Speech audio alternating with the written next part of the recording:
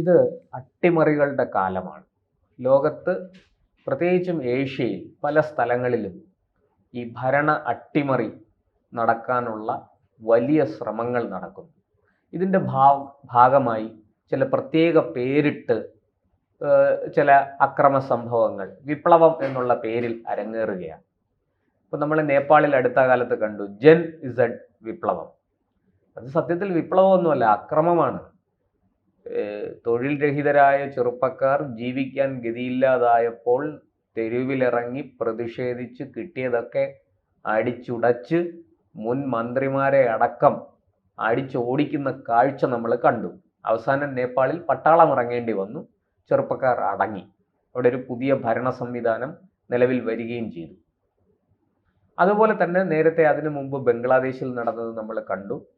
അവിടെ ഒരു കോടതി വിധിയെ തുടർന്ന് സംവരണ വിരുദ്ധ പ്രക്ഷോഭം നടത്തിയ വിദ്യാർത്ഥികളാണ് നിയമം കയ്യിലെടുത്ത് തെരുവുകളെ രക്തരൂക്ഷിതമാക്കി അവിടുത്തെ സർക്കാരിനെ അട്ടിമറിച്ചൊരു പാവ ഗവൺമെന്റിനെ അവസാനം കൊണ്ടുവന്നു. അതിനുമുമ്പ് ശ്രീലങ്കയിൽ നമ്മൾ കണ്ടു, അഫ്ഗാനിൽ കണ്ടു. അതിനുമൊക്കെ മുമ്പ് നമ്മുടെ ഈ പശ്ചിമേഷ്യ വരുന്ന പ്രദേശം, അറബ് രാജ്യങ്ങൾ വരുന്ന രാഷ്ട്രങ്ങൾ വരുന്ന പ്രദേശത്ത് നമ്മൾ പലതും കണ്ടു. ഈജിപ്തിലടക്കം അറബ് വസന്തം, മുല്ലപ്പൂ വിപ്ലവം എന്നൊക്കെയാണ് അതിന് പേരിട്ടത്. അതുപോലൊരു ക്യാമ്പയിൻ ഇന്ത്യയിൽ ഒന്ന് നടത്തി നോക്കി. നമുക്ക് അറിയാം, ലഡാക്കിൽ ഏതാനും ദിവസങ്ങൾ മുമ്പ് നടന്നത് നമുക്കറിയാം. ലഡാക്കിൽ വലിയ തോതിൽ സ്വയംഭരണം ആവശ്യപ്പെട്ടുകൊണ്ട് ഒരു പരിസ്ഥിതി പ്രവർത്തകന്റെ നേതൃത്വത്തിൽ നടത്തിയ കുൽസിതമായ നീക്കം അതെങ്ങനെ പരാജയപ്പെട്ടു എന്നും ലോകം കണ്ടു. സമാനമായൊരു സംഭവമാണ് 2 ദിവസം മുമ്പ് UP ഉത്തർപ്രദേശിലെ ബറേലിയിൽ അരങ്ങേറിയത്. ആ ക്യാമ്പയിൻ്റെ പേര് ഐ ലവ് മുഹമ്മദ് എന്നായിരുന്നു. അങ്ങനെ ഒരു പേരിട്ട് ഒരു ക്യാമ്പയിൻ ആരംഭിച്ച് കുറേ ചെറുപ്പക്കാർ നടു റോഡിൽ നിസ്കരിക്കാനും ഒക്കെ തുടങ്ങി. UP പോലീസ് വളരെ സമർത്ഥമായിട്ട് അതിനെ നേരിട്ടു. ഇത് നേപ്പാളല്ല, ബംഗ്ലാദേശല്ല, ശ്രീലങ്കയല്ല, അഫ്ഗാനല്ല, ഈജിപ്തല്ല, അറബ് രാഷ്ട്രങ്ങളല്ല, ഇന്ത്യ എന്ന് തെളിയിക്കുന്നതായിരുന്നു UPയിലെ നടപടി. വളരെ കൃത്യമായിട്ട് UPയിലെ പോലീസ് അവിടെ കലാപകാരികളെ അടിച്ചൊതുക്കി കണ്ണീർവാതകം പ്രയോഗിച്ചു. ലഡാക്കിൽ പോലീസിന് ഗത്യന്തരമില്ലാതെ വെടിവെക്കേണ്ടി വന്നു. 4 പേർ അതിൽ കൊല്ലപ്പെട്ടു, അനേകം പേർക്ക് പരിക്കേറ്റു. മറ്റൊരു നിവൃത്തിയും ഇല്ലാതെ വന്നപ്പോഴാണ് പോലീസ് അവിടെ വെടിവെച്ചത്. ഈ കലാപമെല്ലാം ഉണ്ടാക്കിയ ആളെങ്ങോട്ട് പോയി? അപ്പോൾ തന്നെ വെടിവെപ്പ് നടന്നു എന്ന് അറിഞ്ഞ ഉടനെ, കലാപം കൈവിട്ടു പോയി എന്ന് അറിഞ്ഞ ഉടൻ തന്നെ ഈ സോനു വാങ്ചുക് അവിടെ നിന്ന് മുങ്ങി ഒരു ആംബുലൻസിൽ തൻ്റെ ഗ്രാമത്തിലേക്ക് പോയി. പിന്നീട് പോലീസ് പിടിയിലായി. ഇപ്പോൾ രാജസ്ഥാനിലെ ജയിലിൽ കിടപ്പുണ്ട്. അതുപോലെ തന്നെ ഈ UPയിലെ ബറേലിയിലും ഈ കലാപം ഉണ്ടാക്കാൻ ആസൂത്രണം നടത്തി ആഹ്വാനം ചെയ്ത ആളുണ്ട്, മൗലാന തൗഖീർ റാസ ഖാൻ. ഒരിക്കൽ കൂടി ഞാൻ പറയാം, മൗലാന തൗഖീർ റാസ ഖാൻ. ഇദ്ദേഹം ഇത്തിഹാദ് ഇ മില്ലത്ത് കൗൺസിലിൻ്റെ അധ്യക്ഷനാണ്. ഈ ആളാണ് അവിടെ ഈ ഐ ലവ് മുഹമ്മദ് ക്യാമ്പയിൻ തുടങ്ങി വെക്കുന്നത്. ആർക്കും എന്ത് ക്യാമ്പയിനും തുടങ്ങാം നമ്മുടെ രാജ്യത്ത്, അതിനുള്ള സ്വാതന്ത്ര്യമുണ്ട്. മറ്റുള്ളവർക്ക് അതുകൊണ്ട് ഉപദ്രവം ഉണ്ടാകരുതെന്നേ ഉള്ളൂ. നിങ്ങൾക്ക് ആരെ വേണമെങ്കിലും ഉയർത്തി കാണിക്കാം, ആരുടെ പേരിലും ഏത് വിശ്വാസ പ്രമാണങ്ങളുടെ പേരിലും നിങ്ങൾക്കിവിടെ പ്രചാരണം നടത്താം. അതിനൊക്കെ ഭരണഘടനാപരമായ സാധുതയുണ്ട്, നിയമം അത് അനുവദിക്കുന്നു. പക്ഷെ അത് മറ്റുള്ളവർക്ക് ഉപദ്രവമാകരുത്. മറ്റുള്ളവരെ ആക്ഷേപിക്കുന്നതും അപമാനിക്കുന്നതും കായികമായി നേരിടുന്നതും ഒന്നും ആക്കരുത്. മറ്റുള്ളവരുടെ ജീവനും സ്വത്തിനും അപകടമുണ്ടാക്കുന്നതാകരുത്, അതിനെ വെല്ലുവിളിക്കുന്നതാകരുത്. വളരെ വ്യക്തമാണ്. നമ്മുടെ നാട്ടിലുള്ളതുപോലെ സ്വാതന്ത്ര്യം ലോകത്ത് മറ്റൊരിടത്തുമില്ല. ഇത് സത്യത്തിൽ സ്വാതന്ത്ര്യം കൂടിപ്പോയോ എന്നുള്ളതാണ് സംശയം. നമ്മുടെ ഭരണഘടന ഉറപ്പു നൽകുന്ന പൗരാവകാശങ്ങളും പൗരസ്വാതന്ത്ര്യവും ഒക്കെ ലോകത്ത് മികവുറ്റതാണെന്നുള്ളതിൽ തർക്കമില്ല.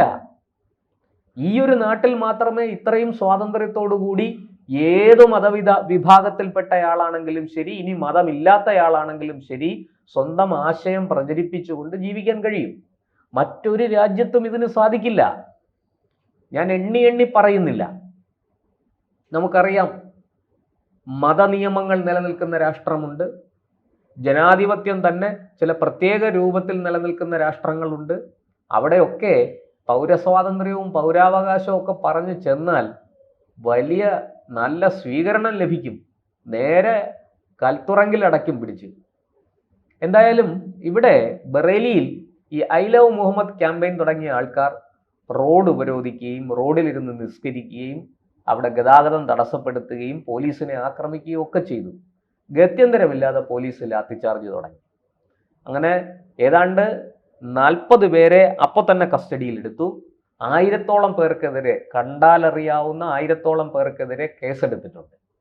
കലാപം ആസൂത്രണം ചെയ്തു, കലാപം നടത്തി, പോലീസിനെ ആക്രമിച്ചു, പോലീസിന്റെ ഡ്യൂട്ടി തടസ്സപ്പെടുത്തി, ഇങ്ങനെ നിരവധി, പൊതുഗതാഗതം തടസ്സപ്പെടുത്തി, ഇങ്ങനെ നിരവധി വകുപ്പുകൾ ഇട്ടാണ് കേസെടുത്തിരിക്കുന്നത്. പോലീസ് ശക്തമായ നടപടിയാണ് സ്വീകരിച്ചത്. തൊട്ടടുത്ത ദിവസം മൗലാന തൗഖീർ റാസ ഖാനെ അറസ്റ്റ് ചെയ്തു. ഈ കലാപം ആസൂത്രണം ചെയ്യുകയും നടപ്പാക്കുകയും ഈ പോലീസിനെ ആക്രമിക്കാൻ പ്രോത്സാഹിപ്പിക്കുകയും ഒക്കെ ചെയ്തു എന്നുള്ളതാണ് കുറ്റം. നോക്കൂ, ഈ വിദേശ രാജ്യങ്ങളിലൊക്കെ നടന്ന മുല്ലപ്പൂ വിപ്ലവം പോലെ അല്ലെങ്കിൽ ജൻ ഇസഡ് പോലെ ഇന്ത്യയിൽ എന്തെങ്കിലും നടത്താം, ഭാരതത്തിൽ എന്തെങ്കിലും നടത്താം എന്ന് കരുതുന്നവർക്ക് തെറ്റി.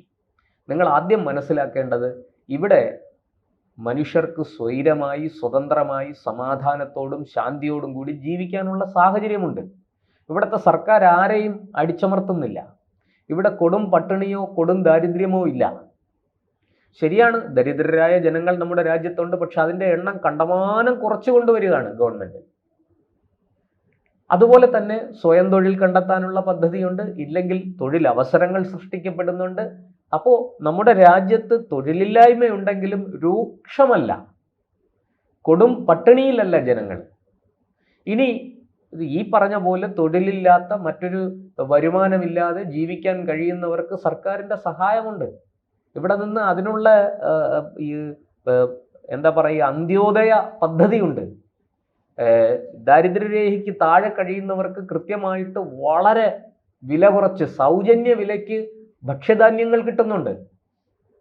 പിന്നെ നാട്ടിലിറങ്ങിയാൽ ആർക്കെങ്കിലും എവിടെയെങ്കിലും തൊഴിൽ കിട്ടാതിരിക്കില്ല. നമുക്കറിയാം, ബംഗാളിൽ നിന്ന്, ആസാമിൽ നിന്നൊക്കെ എത്ര ആൾക്കാരാണ് ഈ കൊച്ചു കേരളത്തിൽ വന്ന് പണിയെടുക്കുന്നത്.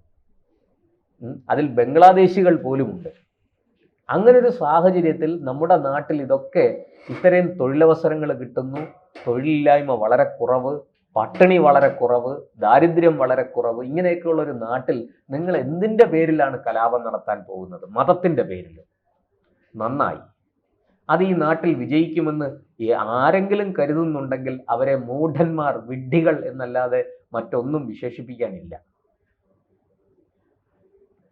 ഇത്തരത്തിലുള്ള ഈ ആരുടെയെങ്കിലും വാക്കും കേട്ടോണ്ട് എവിടെയെങ്കിലും നടക്കുന്ന ചില കാര്യങ്ങൾ കണ്ടുകൊണ്ട് ഇങ്ങനെ ചാടി ഇറങ്ങിയാൽ അവർക്ക് തിരിച്ചടിയല്ലാതെ മറ്റൊന്നും കിട്ടില്ല.